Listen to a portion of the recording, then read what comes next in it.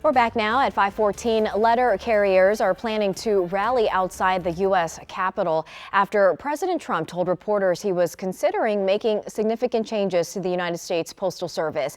In a WUSA 9 exclusive, John Durant spoke to the head of the union that represents USPS, who says they plan to push back. Okay, Howard.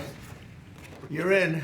At Friday's swearing in of Howard Lutnick, the president hinted at handing the United States Postal Service over to the new Secretary of Commerce. He's going to look at it. He's got a great business instinct, which is what we need, and he'll be looking at it, and we think we can turn it around. It's an attack on working people.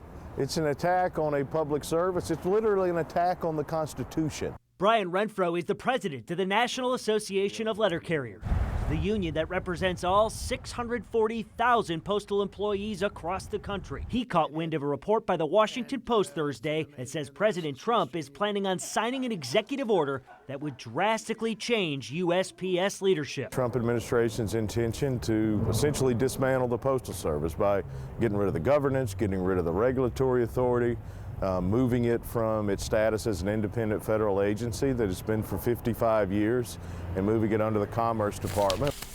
According to a report posted by the USPS in November, the agency recorded net losses of $9.5 billion in fiscal year 2024 and recorded net losses of $6.5 billion the year before that. We want to have a post office that works well and doesn't lose massive amounts of money.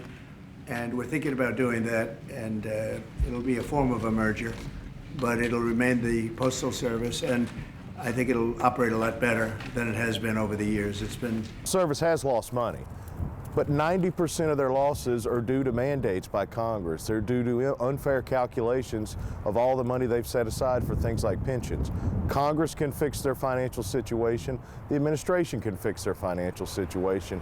This is not the way to do it. Renfro says if this were to happen, people in rural areas would be affected most. Their political persuasion, regardless of who they voted for, I guarantee you what they did not vote for is destruction of a public service like the Postal Service. In response to the possible changes at the United States Postal Service, the NALC says it will hold a rally 1 o'clock Monday afternoon near its headquarters and near the Capitol building at the Robert Taft Memorial.